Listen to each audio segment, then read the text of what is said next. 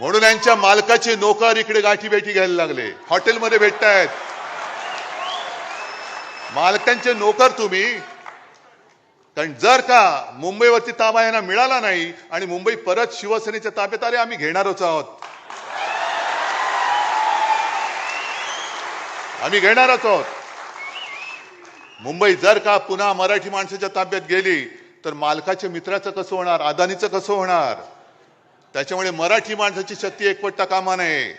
याच्यासाठी हे मालकाचे त्या शेटजीचे नोकर, हेच मी म्हणेन, आणि त्या नोकरांचे नोकर जे आज नालायकपणाने वर्धापन दिन साजरा करतात ते शेटजींच्या नोकराचे नोकर आहेत. म्हणून किती प्रयत्न चाललेत, होणारच नाहीत, होणारच नाही. अरे तुला काय करायचं, तुला नाही होत, आमचं आम्ही बघू ना, आम्ही बघू आमचं काय करायचं ते.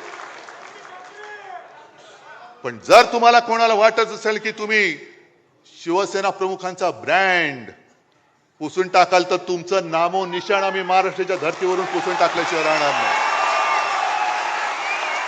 नामो निशाण पुसून टाकू आम्ही भाजपच्या या महाराष्ट्रातून. आणि आज तर मी तयारीने उभा आहे.